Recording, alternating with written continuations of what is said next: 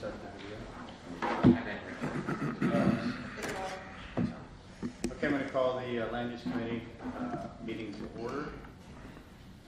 7:35. I show that Rob's present, John's present, and Nick and Mark present as well as Carrie.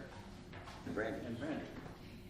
And with that, the first agenda item is a presentation by Eric Herzog on the proposed mobility project. Mobile Life.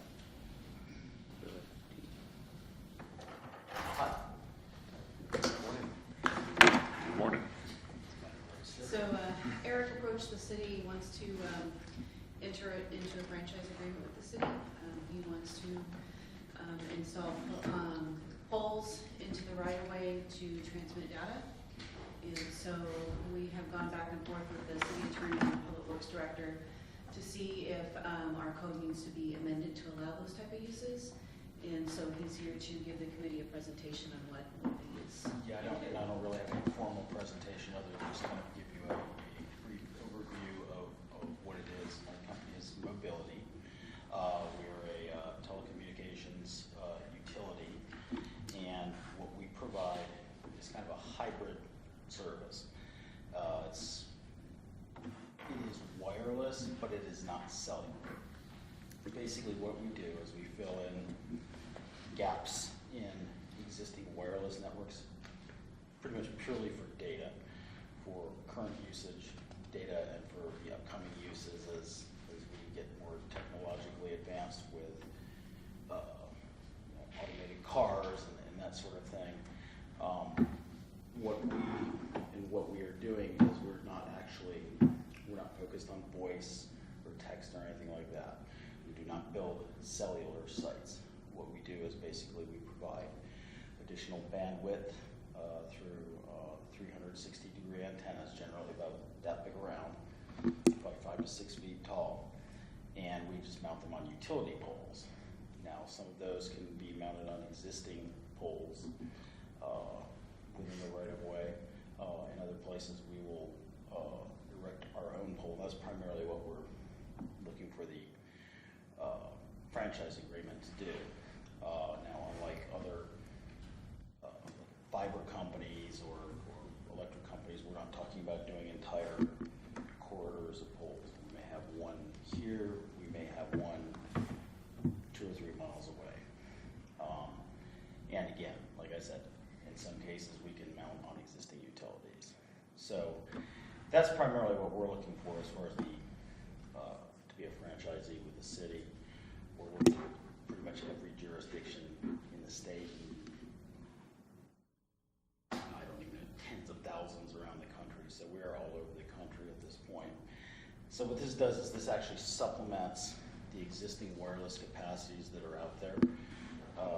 The reason for this is because of the proliferation and exponential growth of the use of data, streaming, video, all that sort of thing. It really has kind of overloaded the existing networks, and most of or a lot of the technology that's out there is not built to handle it. So we're more of a passive. Basically what we do is there's more requests out there for data and bandwidth than what the existing networks can handle. We augment that, gather in that data, and then can either take that and shoot it to an existing above-ground wireless facility, or we can take it directly onto the existing fiber optic networks and then keep it moving on down the line. So, and again, what we're doing that's kind of different is that we are doing individual poles, self-contained units that would be, need to fulfill all the requirements for any other kind of right-of-way permit, just like any other utility pole. These are not things that have, there's no fencing around it, there's no buildings associated with it. Basically, it's, like I said, it's just. How are they powered? They're electric. Basically what's within these, with the larger units, we have a steel pole, and within that we have the electrical equipment, which would be tied to an existing transformer. Preferably, we prefer to bore under a roadway to get to it, unless everything is above ground, in which case if the municipality's preference is that we go above ground, we can do that. We have an undergrounding ordinance. Yeah. And we don't own our utility poles. Yeah, but again, we've had this discussion. I know there's a very small handful that, a dozen or two. But, yeah. So if we're locating on existing poles, that would be facilitated through an attachment agreement with whether it's PSE or, whoever I don't know if I'm sure they're probably, It is yeah.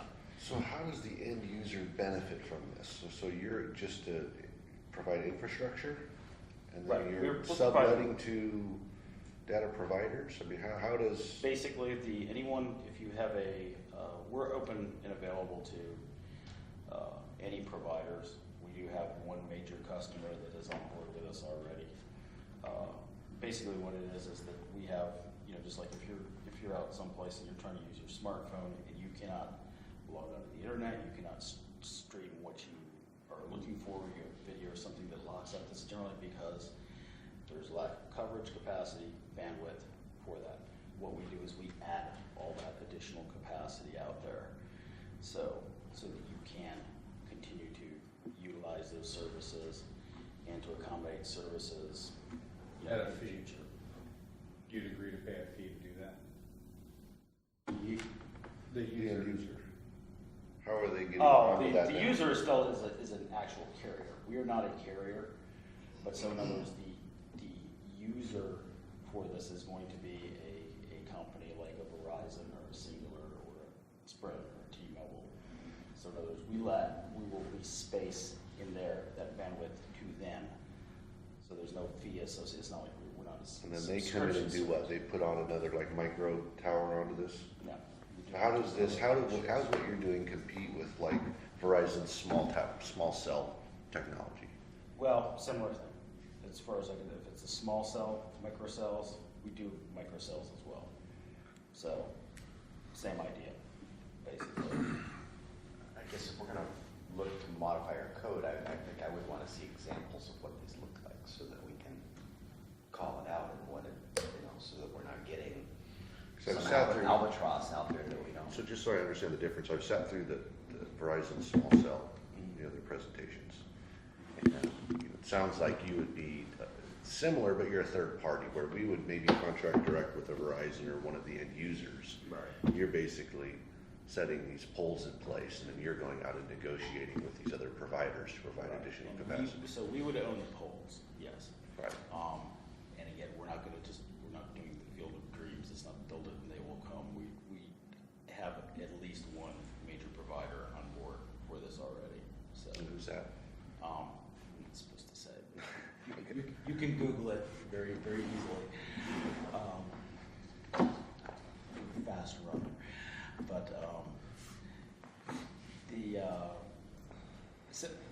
so in other words, we're not just going to stick these up. Nobody's going to use them, and Right. So obviously, in Singular's case, they obviously are a carrier and they're doing it for themselves. We are open to any carrier, but again, like I said, we're not going to all the time and trouble and expense to put all these up without having some users lined up. Sure.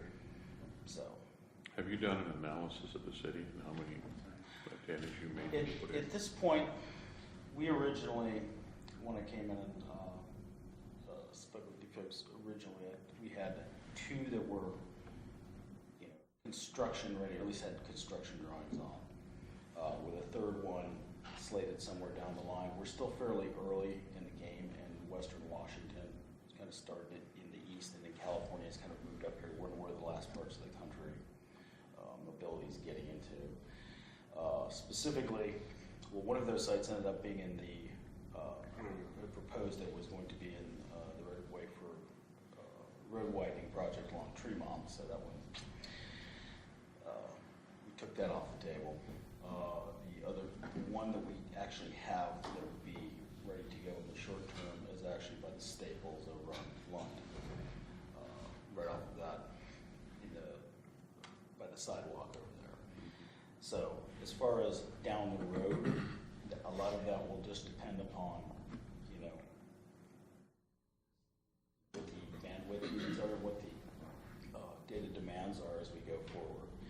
So I couldn't tell you if 5 years from now we need to add 1 or 5 or 10, no matter what happens. Obviously, we're going to have to meet the requirements of the city as far as whether that be zoning, community planning, all the things that would also be within our franchise agreement, which is being, I think it's being worked on right now.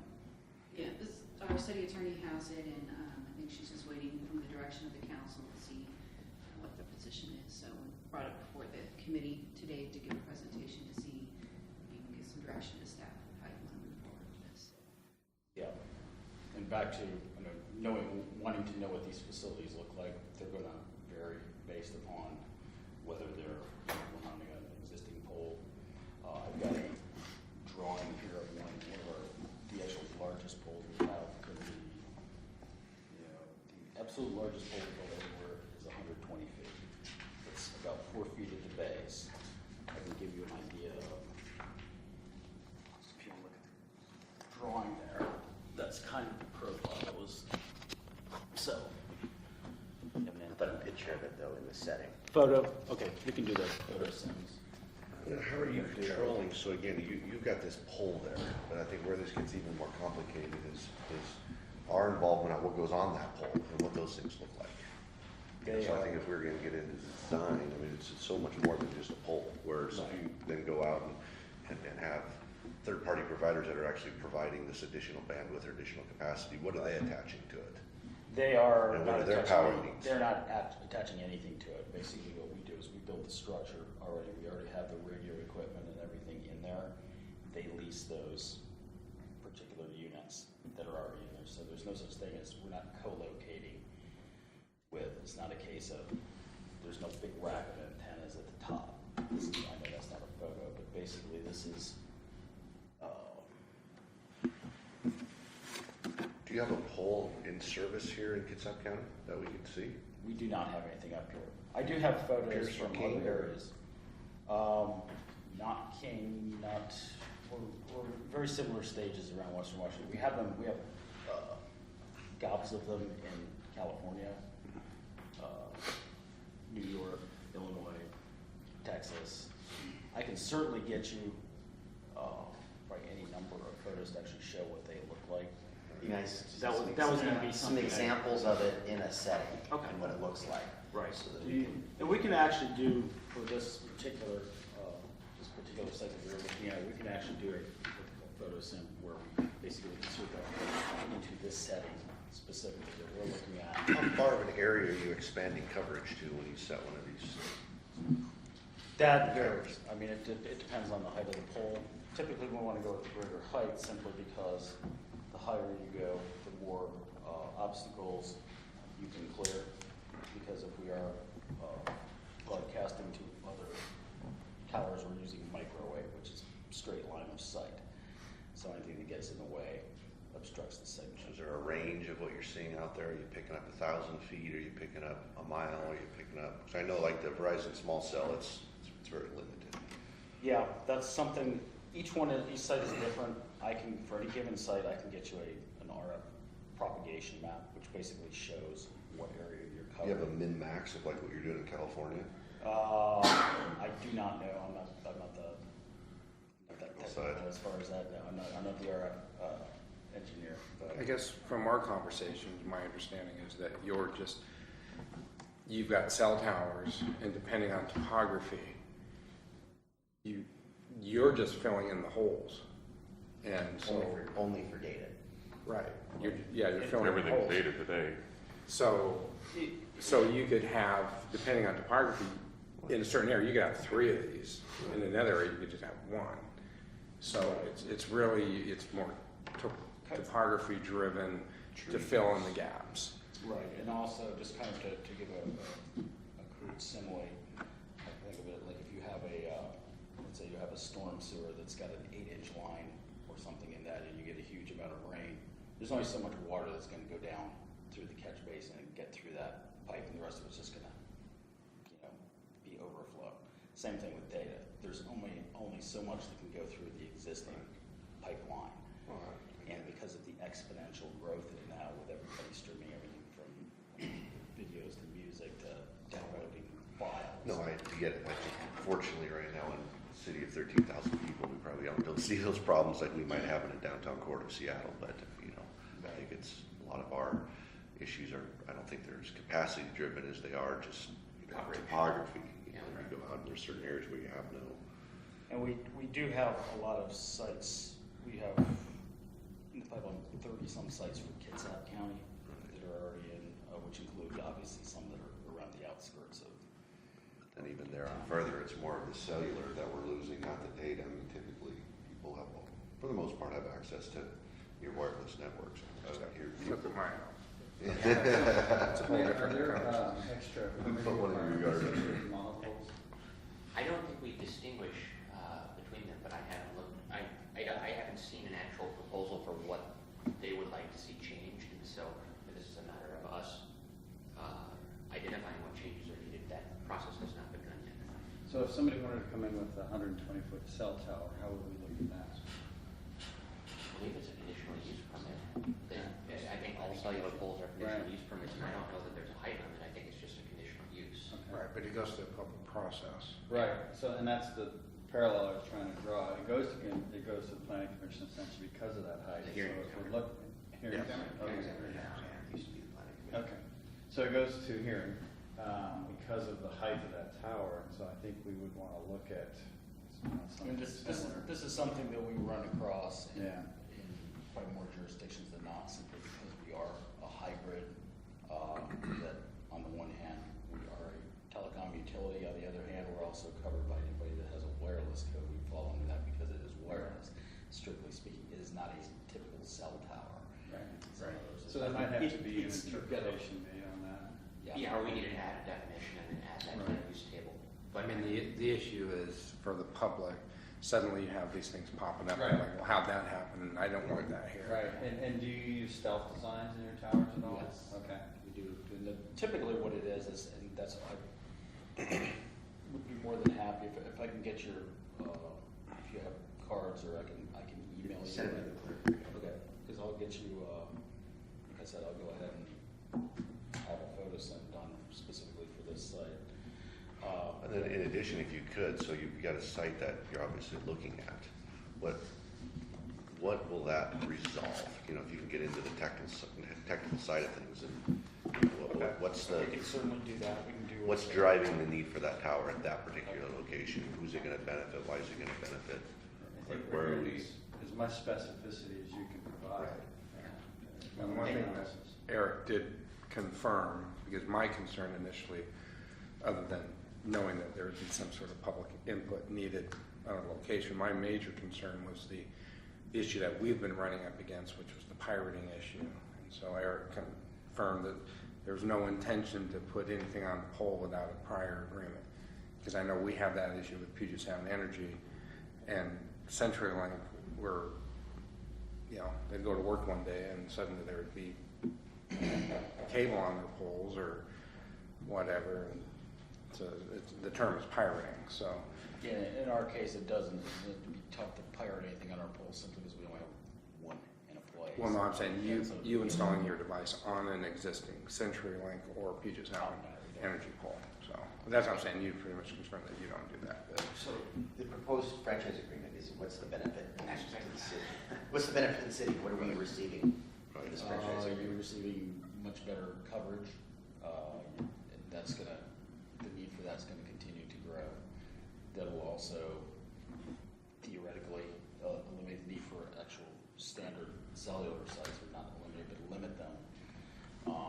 And as I the mean, technology. we lease the right of way to PSC, to CenturyLink. Right. It's not something we just give. Right, I understand. So is there been a proposal for the financial aspect of that? We have not proposed anything. That's generally part of the negotiations for the franchise agreement.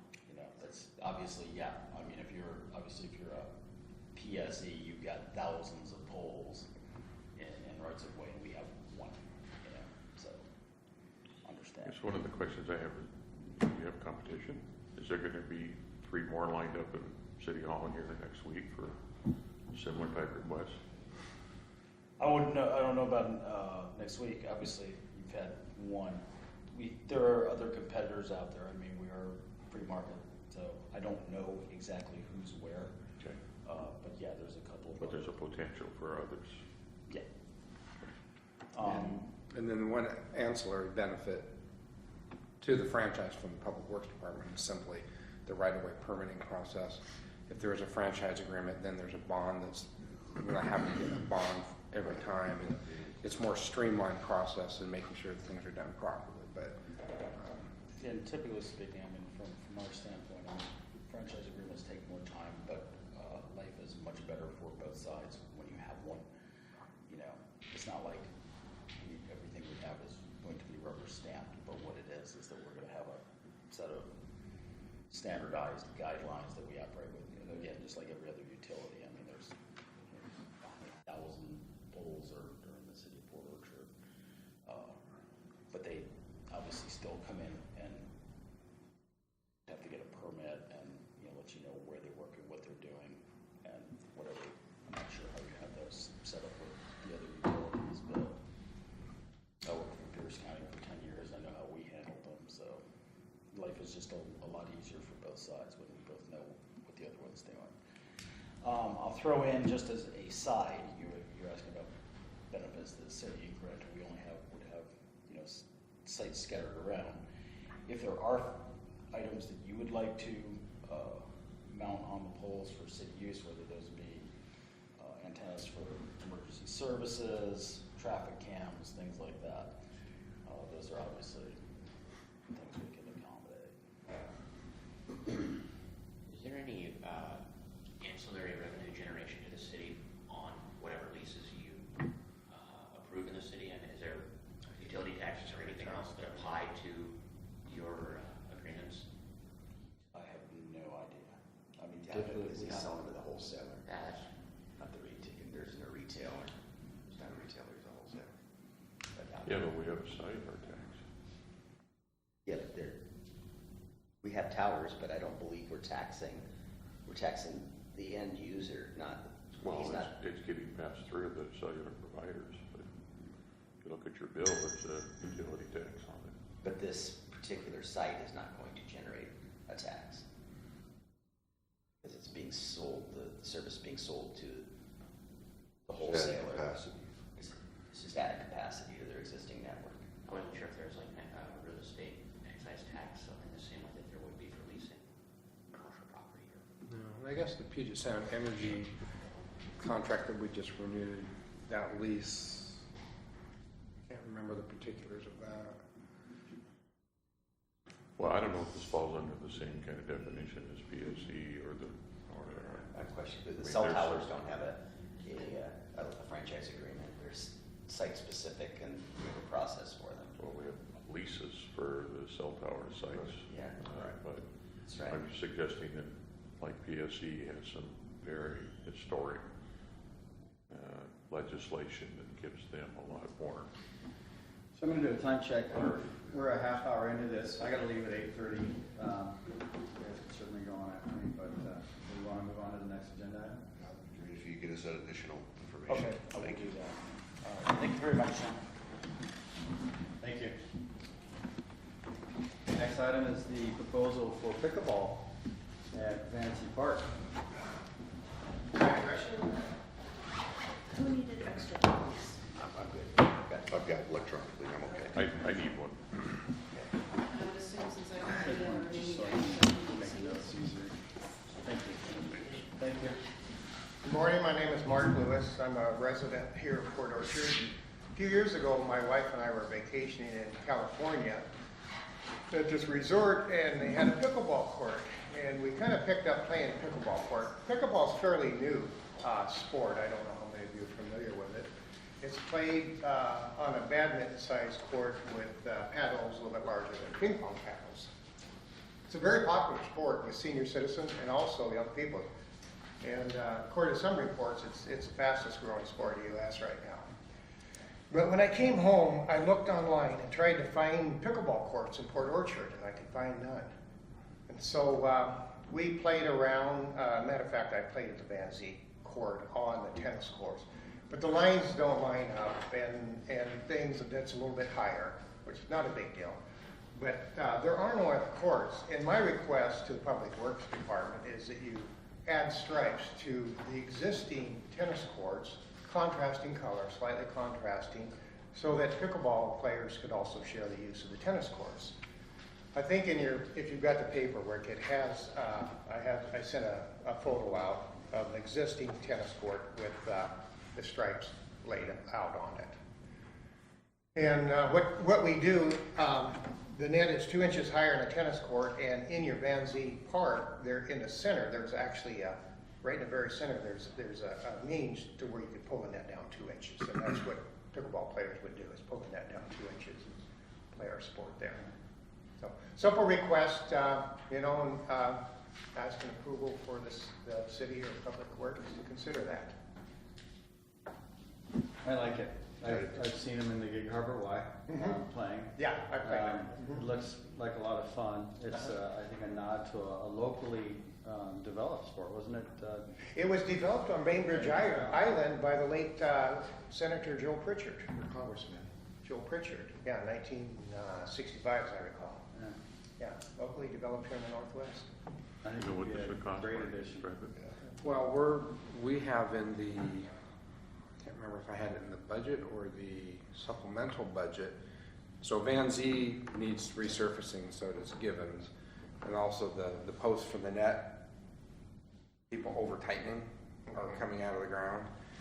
And so I've got a proposal in the budget to resurface and to redo the posts. So if we're going to, And the simple that's thing in with 2017's budget. 2017 budget. So the simple thing with it is if that thing comes out of supplemental, then we could do it as we resurface, and we just hire somebody to do both, the resurface and restrike both tennis and do pickleball. And then obviously the biggest thing we have to do are the posts, because those are, they've reached their limit to where now they're coming in much easier because they just keep getting over tension. So. Does, as a pickleball player, or maybe we should be asking a tennis player, does having all these multiple lines confuse a player? Or? Well, I play at the Y, and we play in the gymnasium at the Y. And when I first started playing there, it was very confusing to me. But you do a contrasting color, and a lot of us pickleball players are used to playing on tennis courts, that have been restriped for pickleball use. And tennis players likewise, they're used to that because it's a very popular sport. It's growing, and they're accustomed to playing with multiple stripes. Yeah, the reason I ask is, I drive by the Givens tennis courts all the time, and it's very seldom. In fact, I can't remember the last time I've seen 2 games going on at once. I'm wondering if we're going to do the restriping and resurfacing, if we set one up as a pickleball and the other one up as tennis. Yeah, I know my concern when this first came through, obviously, is the Van Zee tennis players are fairly vocal. They have been the 8 years I've been here, and there's quite a contingent that play there. So my concern would be their backlash. And other than the Montessori school that was using Givens to teach small children to play, I don't really see anybody playing tennis at Givens, so maybe that's a better option, is that we at least do Givens first. Well, I've seen people play, but I can't remember the last time I've seen both courts in use at the same time. But not at the level of Van Zee. Oh, Van Zee, no, absolutely not. I drive by Van Zee as well, and there's way more often. Van Zee has lighting, and it's, This is good, isn't it? I don't think so. They put in a pickleball court. I think there's a light there, but there I may don't be know. a light that's just, but it's not like. Lighting the courts. Competition like. They put in a court at Merrimack Park in Cornick Woods pickleball, so they got pickleball right next to tennis. Yeah. And I'll bet the pickleball court has usage of 100 times what the tennis court is. There's I've played always there as people well. out there playing. Yes. Well, and that could be the option, is maybe we could do Givens as just a pickleball court, so you don't have those competing lines. I know that you might want to check with Montessori School. I think one of their school academics is teaching tennis. Well, that's what I'm thinking, 1-on-1. Yeah, one. Okay, that's what I'm saying, we could have a dedicated pickleball Was court. there 2 courts at Gibbons? Yes. Okay, one-on-one makes sense. Yeah. But we wouldn't, I like Van the Z idea, you would just- keep. If we're gonna do the resurfacing, maybe that's Yeah. part of it. I don't know how much Maybe paving Van Z you would want do paving this now. proposal where. Wait, No, the it's, surfacing. Gibbons is asphalt, it's just asphalt. I like the exposure where Van Z would give pickleball as well. My one recommendation is somebody who plays on multi-surface fields a lot in soccer is typically they have red lines, they have yellow lines and white lines. And for me, the yellow and white blend together a lot more, especially as a goalkeeper. I've handled the ball outside the box a few times because of the yellow lines, but the red ones are a lot easier to differentiate. But, I don't know if there's any science or studies on that. Well, it's funny too, think of a high school gymnasium, you have so many lines, but as you're playing that sport, it's just amazing how your eyes are trained to see the lines that you're supposed to be abiding to, so, yeah, maybe the first time it's a little confusing, but, I mean, think of the average, there's lines everywhere, you get accustomed to them, you really do. So are we looking at proposing, so number one is when it goes through the budget process, as before that was supplemental. Secondly, so you're talking about doing pickleball both at Van Z and Gibbons, or just try it at Gibbons first? Well, one of the advantages to doing both Van Z, and I think also Gibbons one would be great, but you could do league games there at Van Z, where if you just had one or none there, then you're limited. Okay, so we're talking about basically then doing all 4 courts, both pickleball and tennis. Is that what you're suggesting? I I was was suggesting suggesting having one two. dedicated at Gibbons for pickleball and one dedicated for tennis. I was thinking 2 at Van Z for league games, and then 1 at Gibbons. But what you're suggesting is doing what he is, stripe it for both. Yeah. What I was suggesting is have one completely dedicated to pickleball at Gibbons and striped appropriately without all the multiple colors, and the other one being striped for tennis. But whatever, I suppose you can figure out the color of the lines, doesn't really make a difference, but I mean the tennis net height, if That's workable, as long as there's a point in the middle, which there is at Van Z. I'm not familiar with Gibbons. But at Van Z, there's a point in the middle where you pull it down, put a strap on it, or a small rope, pull it down while you're playing. drive by Gibbons, take a look and see what you Yeah. think about as a facility. Yeah. Okay, so if it doesn't make it out of the budget, then we can look at just next year when it gets Putting dry, paint down. just paint it. Stripe it, yeah. Okay, I'd lean towards liking the idea of multi-purpose Mm-hmm. facility, I think it's great, Yeah. more and more users can be involved. Yeah. Fantastic. If you build it, they will come. They will. I've seen it, witnessed it. Yeah. Sounds good. Thank you very much for your time, gentlemen. Thank Thank you. you. Thank you very much. Somebody we should reference it at the time. Get your racket. Paddles. All right, the next item is a discussion on amendments to the downtown overlay district, your protection overlay district, ADUs, et cetera. All right, so this proposal originated, I believe, in a general discussion here and then has since been revised and gone to the Planning Commission for a hearing. And so that hearing was last Tuesday night or Wednesday night. And I believe the Planning Commission recommended most of the changes, and I'll let Carrie speak to exactly what they had recommended, and then discuss what is actually in this document right now. I think, how was their recommendation different than what we had brought up? The Planning Commission recommended approval of every item except for allowing the additional uses on the ground floor.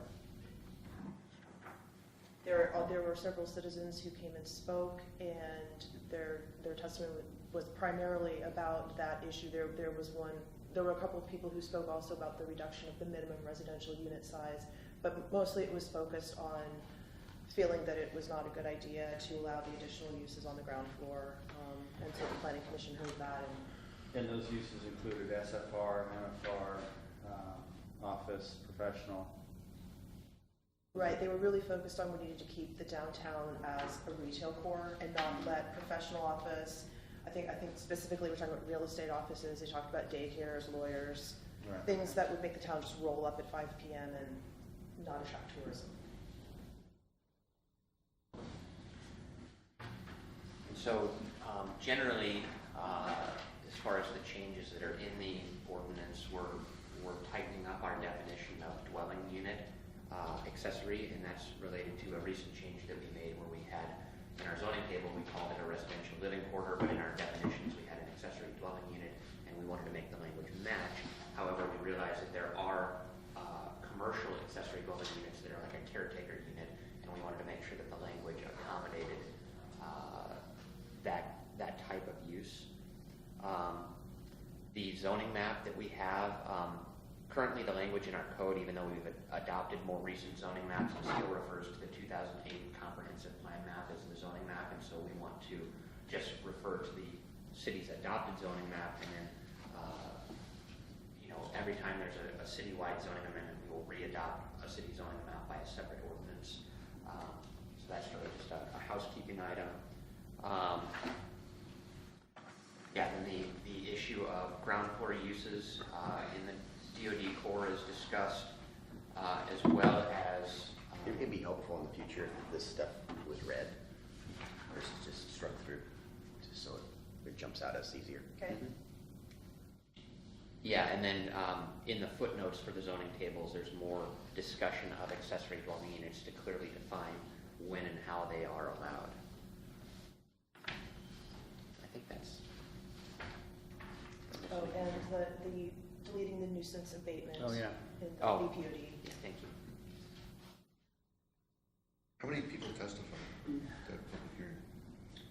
5 total on this item.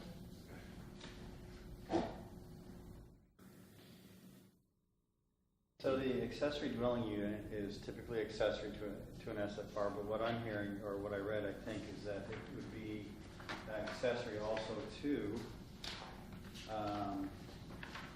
or accessory used as a resident manager, caretaker, or security for commercial office or industrial uses. Correct. Okay. That's the only other accessory or companion uses it would be associated with. Correct. Okay. And so that could be, temporary during a construction project. Sometimes you have somebody Right. housed on site, and then the storage units typically have an on-site caretaker. Other than that, we really don't see any requests for this sort of thing. Well, one of the things I've heard is, in particular, properties that face the water.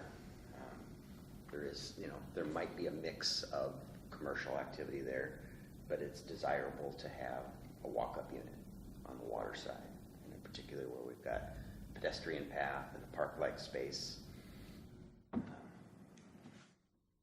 was a desire to have that as part of our code, which currently it's not allowed. And in particular, one project that came forward, where it was potentially coming forward, wanted professional office space. And when we're talking, we can outlaw daycare or whatever, but I think there should be, until there's a demand for that retail, we may not have any projects. And, one potential step, if there is concern about certain uses, you could make them conditional uses as opposed to permitted outright, so that you evaluate the context of that use in its particular location. But as it relates to the residential units on the ground floor, I mean, in Seattle and other places, you see a lot of good work units where they'll have, a 2-story ground floor unit where there's a loft where somebody can sleep, and they have a business or operate some sort of professional office out of their home, which is a walk-up type of unit, and so that's becoming a more common feature. And I could certainly picture something like that on the waterfront as well. It's somewhat of a hybrid between residential and commercial on the ground floor. For me, the interesting things about conditional use permits is what would you attach as conditions to an SFR that wanted to go in on the ground floor? Well, you'd want to ensure that there's parking, maybe some landscaping, I suppose. I mean, you might not find a lot of conditions that are attached to it that would really otherwise change its character from as if it were permitted outright. It's just goes through a public hearing, but it's, conditionally authorized, so. You would almost have to develop additional criteria. Yeah, when we talk about conditional use permits for some of these uses, I'm not sure if there's a lot of additional value gained by doing that. I'd rather look at whether we even want to permit those, if we have concerns about those. Well, and another approach that we've talked about is that if, as part of what we want to do is a downtown corridor plan and sub-area plan is break the downtown into more zones than we currently have, and then you can geographically determine where these things are appropriate, and maybe it is the 2-block core of downtown where the residential uses aren't allowed, but on the waterfront side of things it would be allowed, and you can better define the where for these particular uses while still protecting the true retail core. The commercial building there, it's on the bottom of Rockwell. That lower floor has a lot of offices. I'm trying to visualize if there's much retail in there now. I don't. No. Used to be, but there isn't now, I don't think. It's an insurance company, the Chamber of Commerce offices are insurance company. Hair salon's not there anymore. There used to be a There was a dog grooming place, I'm not positive it's still there. Years ago, it was Yeah. retail, but it's kind of evolved to where most of it now is office. I guess that would be on Bay Street. And I was thinking when you mentioned identifying geographical segments, Yeah. looking at it differently sounds appropriate. Yeah, right now you have 2 wings and a core, but the core goes from the water up the hill a little ways, and so maybe the third zone is really the buildings that front Bay Street are the third zone within the central DOD, and it becomes the retail core, and then away from that becomes the area where the other uses are allowed, and that would be Frederick to what's the next one east of Sydney? Seattle. Harrison. Harrison. Harrison? Yeah, so from Harrison to Frederick becomes the retail core where maybe the uses don't change here, but then, you go towards the water from, the parking lot waterward, or maybe it's just things that front Bay Street that are restricted, and when it's not fronting Bay Street, it's permitted. That gives us a start in that direction, at least, without having just to go. Yeah. Because I'm not positive, I want the design, the study for downtown. I'm not sure it's gonna make the budget because of its cost. I really want it, and I think it'd benefit us. We've just got a number of things competing against it, and we haven't finished the budget process. And even if it doesn't make it, I think we need to make some steps to facilitate activity. Yeah, I agree. So hearing all of that, what would be next steps on this process? I think the request would be to bring it forward for city council consideration, either in accordance with the planning commission recommendation, or you could make a revised recommendation that would be, to leave the 600 square foot unit, to strike that provision, leave that in the ordinance, and then maybe amend the DOD use table to allow those additional uses, but not on structures that open onto Bay Street between Frederick and Harrison. I think that would be the easiest thing to do at this point, if you want to address that ground floor uses while still potentially letting Things in the wings or things in that the are wings, or on things that are outside of the main retail core on Bay Street or off of Bay Street. And so this current proposal strikes the 600 square foot. Yes. What's in front of you does, but the planning commission recommended not striking that. No, they didn't recommend that. They recommended not allowing the retail, Okay, I'm the sorry. residential and other uses on the ground floor. Okay. There were a couple of people who testified against deleting the minimum residential size, but that, they didn't strike that. Or they didn't. My apologies. I wasn't able to be at that hearing, so. So it's the ground floor changes, which we're talking about, leaving it alone in the DOD core, Harrison to Frederick, and then outside. So could we actually kick this back to the planning commission then? We could. Why? Well, because I think it might be worthwhile to have now public testimony before the planning commission on a different proposal.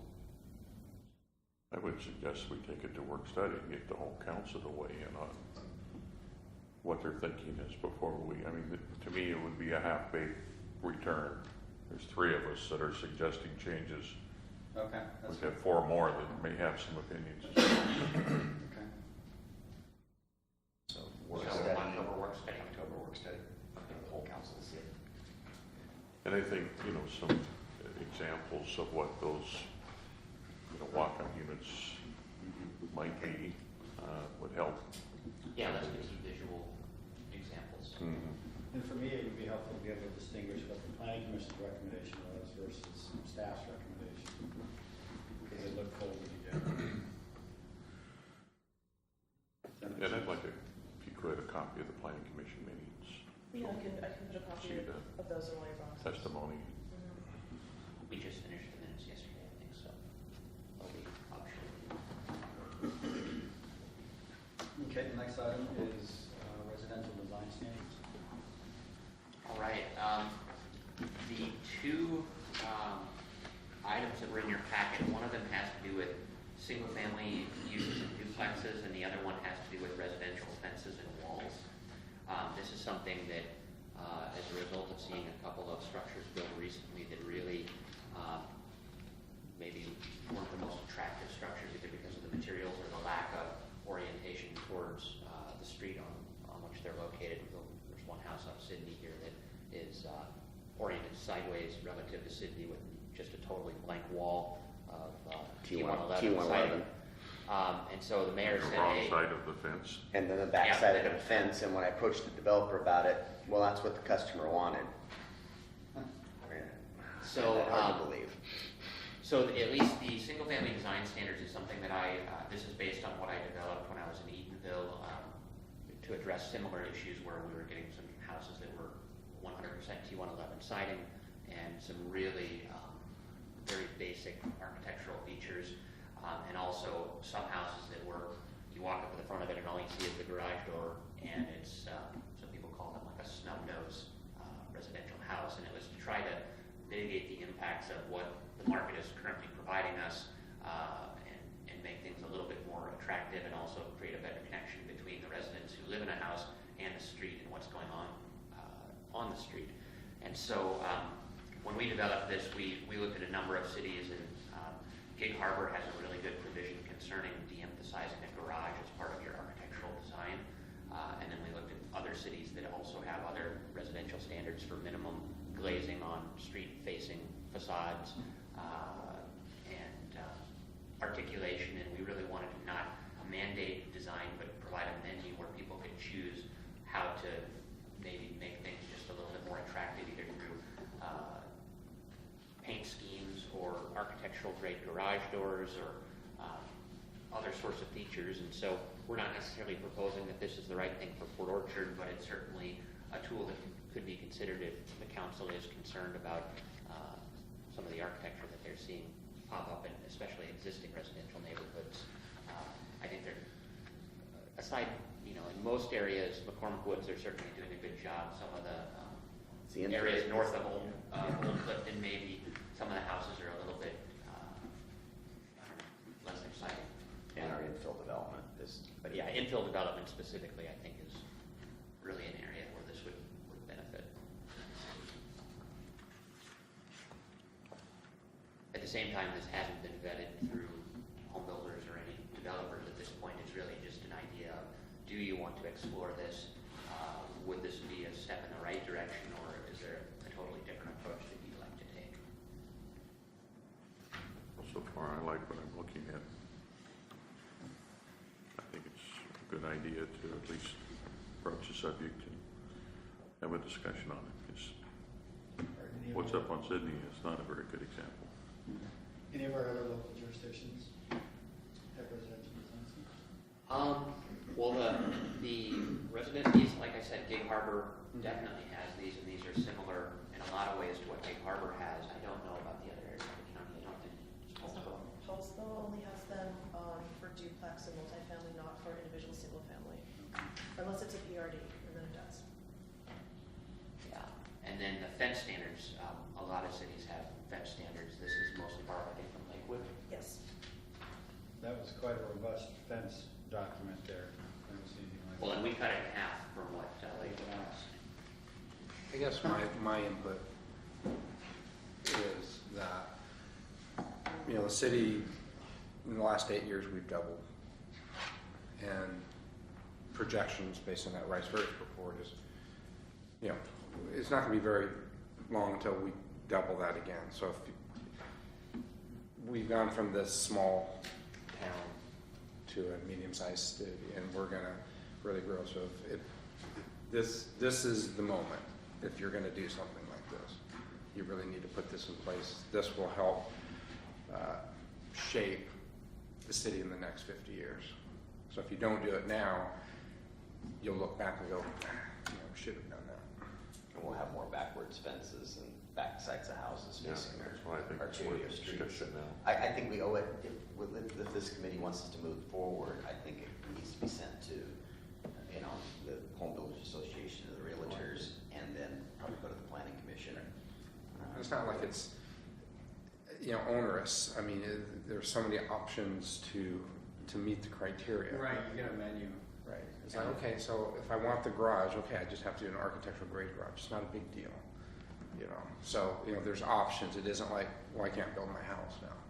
Yeah. So, And there may be the occasional lot that is either, you know, sometimes you get a wedge-shaped lot on a cul-de-sac where it's very difficult to accommodate this, and so there could be instances where somebody would request a variance from this because of a unique shaped lot, but they're certainly entitled to go through that process. All they have to do is put some architectural features on the side that the public is seeing.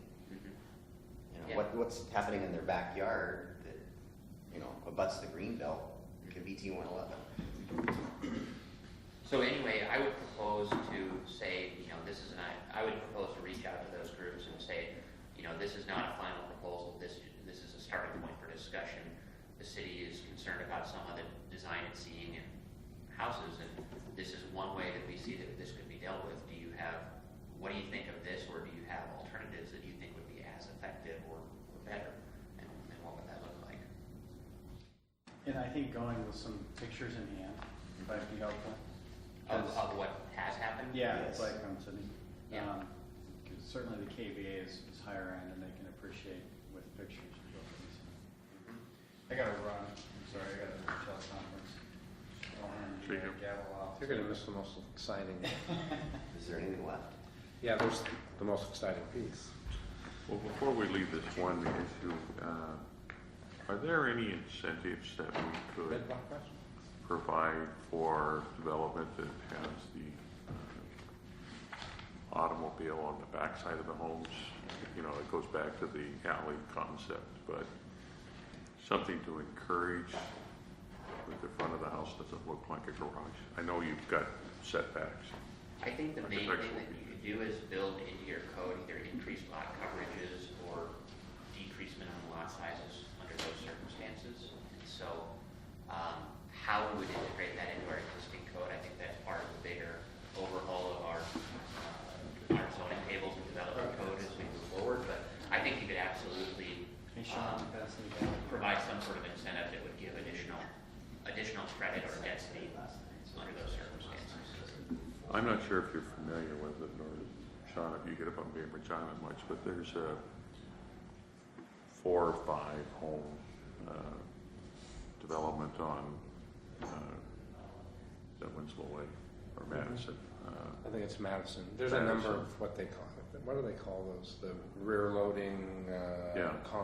compact. And it, you know, it has, I mean, there's almost 0 lot lines, but there is minimal lawns, but all of the automobiles are on the back, and it's, you know, maybe it's going back to the Ford Cleaver days of, you know, walkways off of the sidewalk going to the front door and not driveways. Well, even in McCormick, Rutherford, or Strathmore, Sure. they've got the outer houses are traditional front-loaded garage, 2-car garage, but the internal, it's like a donut. On the inside, they're all rear load, alley load. Yeah. Yeah, I mean, it's, you know, that's how my neighborhood in Tacoma is, and it's really a nice place to be because of it, I think. And Well, it actually, puts it more people-scape as opposed to, Yeah. you know, walking through parked cars to get to the front door of a house or something like And that. I think doesn't Paulsville, Looks nice. the development near downtown Paulsville do some of that? Yes, Paulsville Place did some of it like that. And I think almost all There's of others. DuPont was developed in that way. Oh, anyway, Yeah, so it Decided to. can I'd like to see absolutely be if- done. I think we should I'd put some absolutely. incentives in there that, you know, doesn't make it mandatory, but if somebody can do that, it would. I think it falls under what, clustered housing? I've seen in code. Yeah. I think they call it clustered, rear loaded clustered housing as a code, incentivized. Yeah, I think maybe the way to approach it is just to have a density and lot coverage bonus provision for, lot. I mean, I think right now you could do an interim step between us revising our code and where we are today, where we would just simply provide for a bonus in those circumstances. And Well, places like Paulsville Place or this development that's up on Madison in particular, they have some setback. They must give some setback relief when you do that because, and the unique thing about that I've always kind of found fascinating is that it was obviously one developer that put in these 5 homes or whatever, but one home is right on the lot line on one side of the home. The other side, they have a front side yard. The next home is right on the lot line. And each one of those that are on the lot line, ironically, have no windows on that side. So it provides privacy to that home that has that yard, if you will. yeah, And it's still using minimal ground, but a pleasant living experience. So it's kind of unique. I was kind of impressed with it. So. Now, the one thing I can say is that the city did have 2 large developments that were this type of housing that was very popular in the early 2000s from a development standpoint, a product standpoint. And they've actually, McCormick Meadows changed, went to larger lots. The McCormick North, Doug's Grove, that changed what had been originally proposed with this. the townhomes. Yeah, well, they had, at one time they had the rear loaded front. And so they went to larger lots, and then there was another one recently, Stetson, from the original PD, they went to larger Yeah, they went lots. from 370 to 300 lots of the development because of what the market is. So the market, right, so it's good to put this in code, but right, it's a market driven. Chafee did the same thing. Yeah, so they're moving, right now the market's going back to the larger lots. The, for traditional front loaded lots, but definitely you'd want to incentivize the clustered housing, rear loaded. I was just thinking of it from the standpoint that, you know, with GMA, we're supposed to increase density in our community, and I'm tired of increasing density with people living on top of each other and everything else. And if you can accomplish some of that by some of these, moving the automobile and. Yeah, it might be better, reducing some of that like infill in the city. Yeah. Yeah, if you put a large lot architecture on small lots, it doesn't work. But if you Right. go to more traditional architecture on small lots, it works much better. Okay. So, yeah, I think we can actually look at that, and maybe we can put that as a rider with the fence and wall standards and the single family standards when we send it out and say, hey, this is another idea that we have to Yeah, encourage. no, I think that would be great if we could Yeah. start working in that direction. So takeaways would be to gather this information, gather some photos, let them know that this is just in its infant stage of discussion. Great other recommendations, wait for feedback, get it to the planning commission, start down that road. Okay. Now for the exciting discussion. Yeah, exactly, Mr. Dorsey. So this is not the infant stage, this is the, womb to tomb, this is the tomb end of the thing. So the crosswalk conversation that we've been having over the last 5 or 6 years is coming to a conclusion.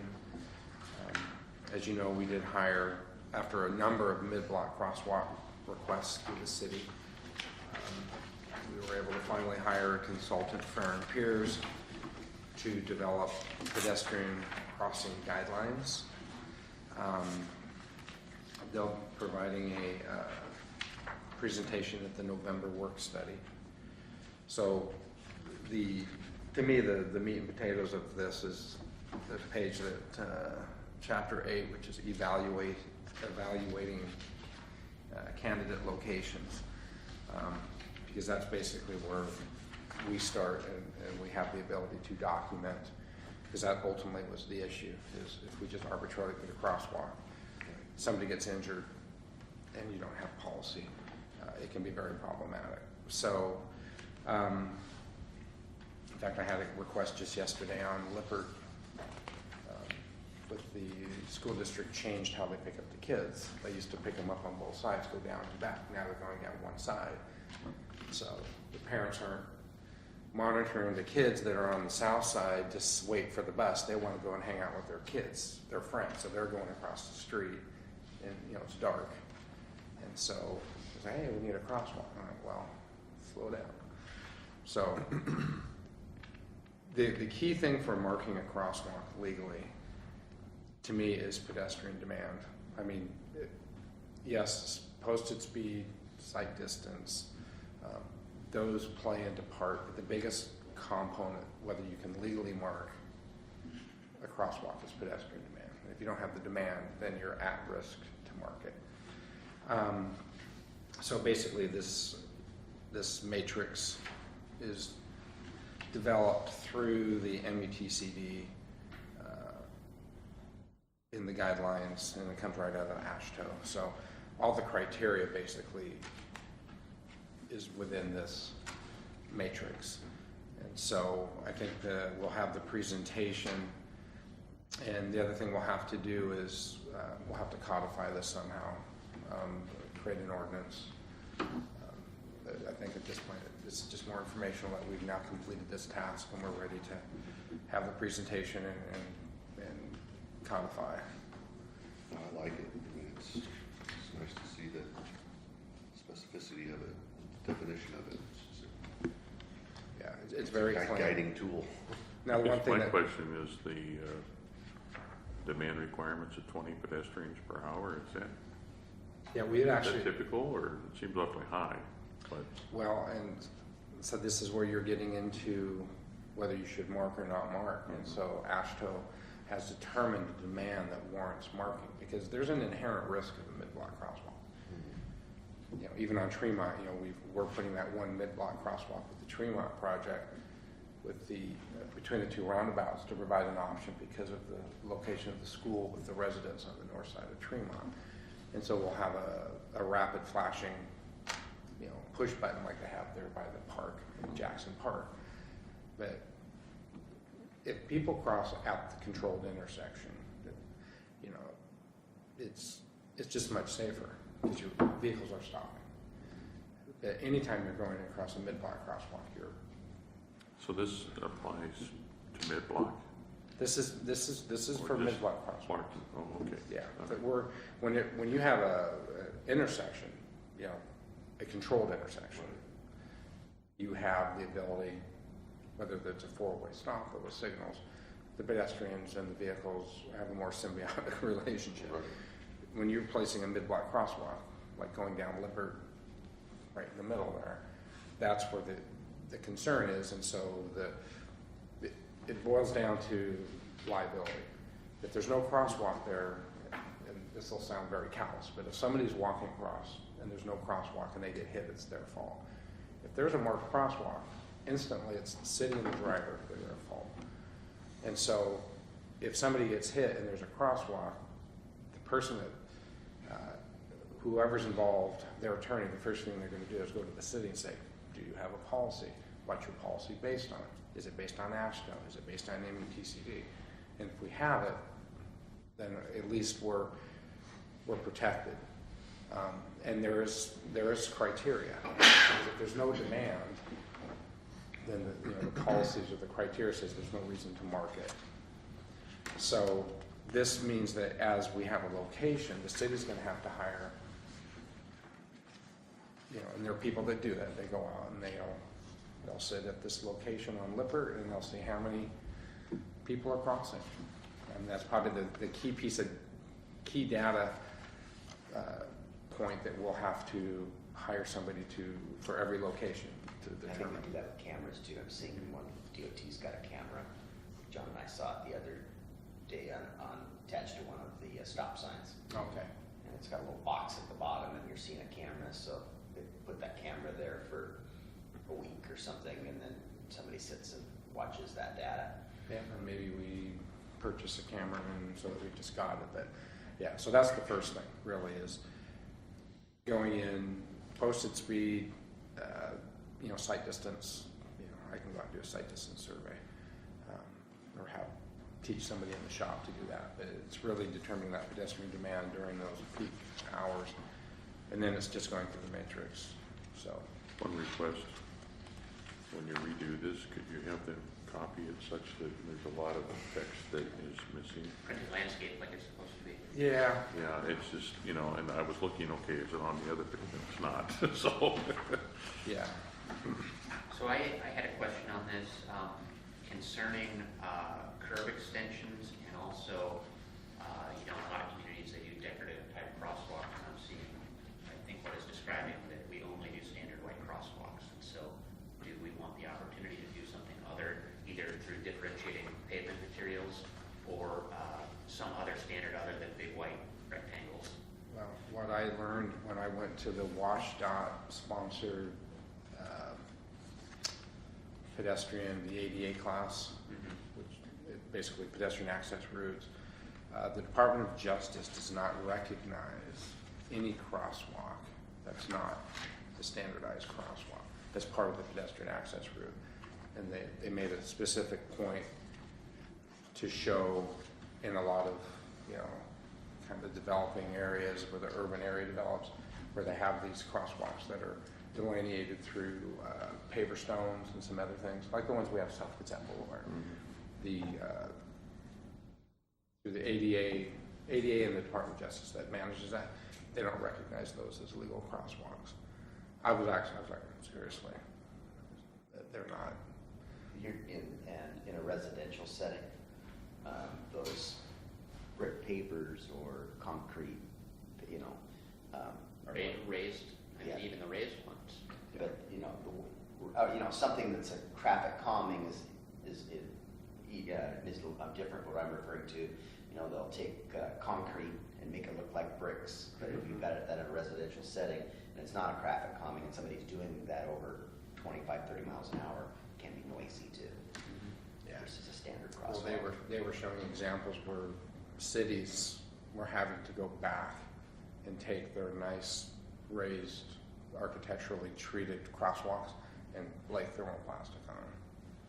So, Yeah, I wanted to raise that point because it takes away some of your design freedom, especially in a downtown setting or somewhere where you maybe want to have those types of accents. It takes that away from you. And then it seems to me that there may be, it talks in here about shortening crossing distances, but it doesn't actually specify that in an alternative A, B, and C that needs to be evaluated. And so, Bulb outs. yeah, so when is a bulb out appropriate versus not appropriate, and do we want to make those improvements in certain situations and not others? Typically makes the sidewalk stand out more when there's a bulb out. Or Well, and it has crosswalk. the effect of slowing traffic, and so are there places where you actually want to slow traffic versus other areas where, Mark, are we legally obligated to mark every crosswalk? I mean, there are intersections throughout the city that have stop signs and four-way stops, and we don't have painted crosswalks, but it's in the process. yeah, I would say no if you have a four-way stop. Not each of those four-way stops in these residential areas need to have a marked crosswalk. Or just that, whether it's stopped, not a T intersection, or a cross intersection. I mean, typically people go to those intersections and cross there out of habit, but there's many of them that we do not have marked with stripes. Yeah, I mean, I think, you look at Tacoma and Seattle, and almost all the residential neighborhoods, they don't have. yeah, it's only when there's warrant for striping it, I think. Right. It's So we're not legally obligated to paint every No. intersection with, so. We're just legally obligated to have the ADA ramp. I think. Right, I understand that part, but not the paint. So I guess I'm going back to the pavers concept. If we're not necessarily legally obligated to have white stripes on it, then it's just a aesthetic treatment to the intersection. Correct. Right. Right. And I was just saying, be careful in a residential setting because they can be noisy. So, True, but they can so also be resident- traffic calming as well. And, you know, I've seen, I think Barberton's been doing it recently where they actually raise the raised. entire intersection. It's almost like a great big speed bump. That's traffic, I haven't seen where the flush one is traffic calming, it's just noise. Yeah, Yeah, you're there's- right, if we wanna, something traffic calming is raised, you know, so Yeah, it right. has an effect to your drive. Or constricted. Or constricted. Yeah, with the bulbs. yeah, so Vern Piers will be here at the November work study, so you can ask Great. lots of questions. Okay, Sean, looks good. What about hallway pedestrian crossings? A lot of cities are, like, and I can envision this in Sydney and Bay, where they just stop traffic and say you can go diagonally, everybody goes at once for a pedestrian, and it's actually a way to increase the amount of traffic that goes West through. Seattle. Yeah. I mean, we could definitely entertain that. But that wouldn't fall into this criteria because these are from. I don't know that we have, you know, the junction in West Seattle is the only application where I've seen that, and they had a tremendous amount of pedestrian traffic. I don't see, I can only envision. it. Yeah. Oh, I've seen it in other, usually way Yeah. more urban yeah, urban settings. setting. But I mean, right downtown Sydney and Bay is the only place I could envision that we Yeah. have that. And we don't have currently the pedestrian activity. We that- hope to. We hope to. I mean, that'd be if The only- we have that level, I think Yeah, we so should, I agree. you know, consider that. Well, the only place I've experienced it personally is in Japan and down Tokyo. So, and it's like burp, thousands of people. When that light turns the other way, you better Yeah, get out of that the way. 1,000 cars. Yeah. But part of it, the junction there too, it's like a five-way Mhm. street intersection, so it's part of it is cars are flying and no pedestrians are anywhere in it, and then it's the pedestrians and you can go Yeah. any direction you want. And remember that until we hit 25,000 population, that's We still don't- we don't control that those are intersection. the state's crosswalks. So.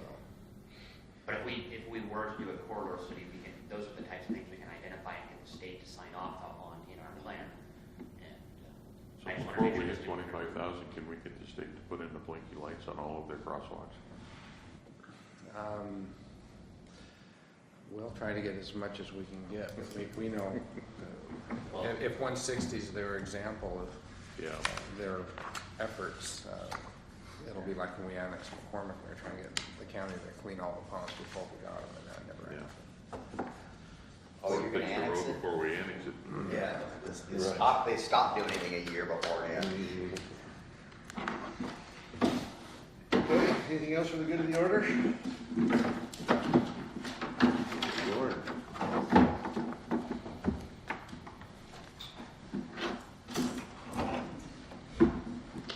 So these things now are pre-scheduled every third Tuesday or Wednesday. Is that how it works?